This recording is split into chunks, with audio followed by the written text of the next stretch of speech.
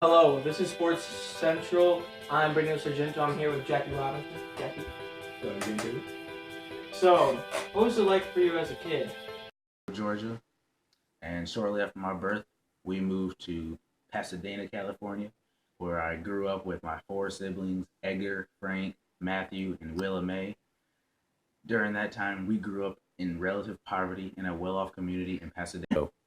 What high school did you go to, and what sports did you participate in? I attended John Muir High School. Some of the sports I played were obviously baseball, football, track, basketball, and tennis, all at the varsity level. Okay, so what colleges did you? Pasadena Junior College, and shortly after, I attended UCLA. Hey, isn't that where you met your wife? One. Yes, I met Rachel my senior year at UCLA. A segregated group in the military. What did you go through, and what was your experience during it? Lewis was also stationed at Fort Riley at the time.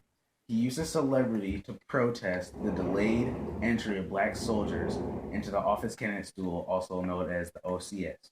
As a result, I was commissioned as a second lieutenant in 1943. Court martial. What was that all about? I refused to sit in the back of an unsegregated bus, which led to me getting arrested by military officers at the request of a duty officer, which then he requested that I get court-martialed for not sitting in the back, which all this led to me not being deployed overseas to World War II, and then I never saw a battlefield into World War II.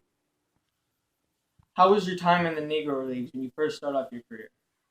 I started off as the Army's athletic coach until I got my honorable discharge in 1944, which after that I was encouraged to try out for the Kansas City Monarchs.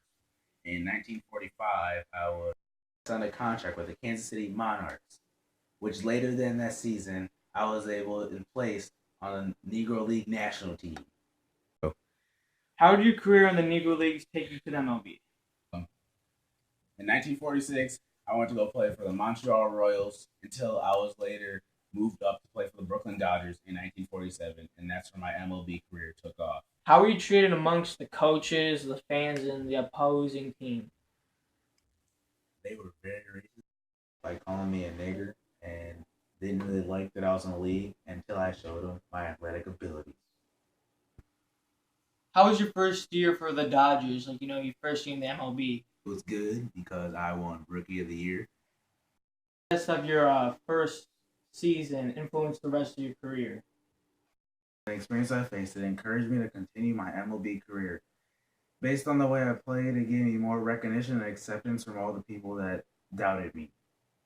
You made the Hall of Fame. That's a big deal, being the first African American to do so. And how did you feel about it? How did you react when you first heard about it? I was very surprised and thought it was the biggest accomplishment of my athletic career. Dealing with the racial tensions and how people don't like flags. You and Larry Doty were the first African Americans in the MLB, and that was huge success because you guys broke the racial barrier and stuff. And how do you think that will affect how the younger generation will change and be access to? I believe my accomplishments will influence young people to keep doing what they're doing and not let anyone put them down and discourage them not to do it. What was the cause of you uh, ending your baseball career? I was diagnosed with diabetes. So, what was your reaction to when you discovered you had diabetes? I was shocked and surprised and didn't expect it to happen, but all my siblings were diagnosed with it too. So, what did you do after your baseball career? I served as the vice president of Chock full of nuts, and I was the first African American vice president of a major American corporation. How did you feel about politics and the advancement of the civil rights movement at the time? I favored Republicans and Richard Nixon until they didn't do anything about the civil rights movement, so I switched to being a Democrat. So how was it to be the first African American TV sports analyst, and how did it change you and how you feel about the game of baseball?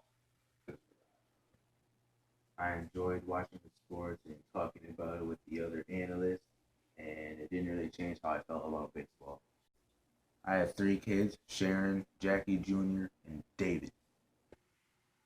I know this next question is like going to be a really emotional question for you, but how did you cope with the loss of Jackie Jr. in the car crash? It was a very emotional time for me and my family, and drug overdose was the main cause of the crash, which made me not support drug abuse and led the fight towards anti-drug abuse. No. We know that you've achieved a lot of awards in your career and throughout your life. What would be like the biggest award that you've ever received? The best award I think I got was the Congressional Gold Medal, which is the highest honor of legislative branch that can be bestowed on a civilian and must be co-sponsored by 2/3 of the members of the House of the Senate. For my contributions to American history, I think this accomplishment just wasn't for myself, but mainly for upcoming African Americans to believe that they can do it. Nike, just do it. Okay. Last question. Who's the best athlete in your family?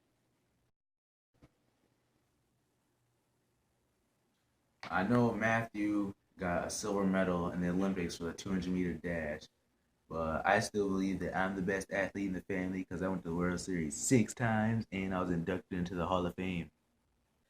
Well, thank you for being on the show, Jackie. It was nice talking to you. Jackie Robinson, everybody.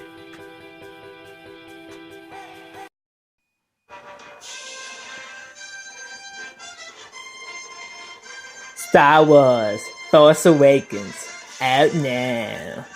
Sports. Alright, in soccer, we got Barcelona winning their 24th La Liga title. In basketball, Western Conference Finals, we got Golden State Warriors and Oklahoma City Thunder.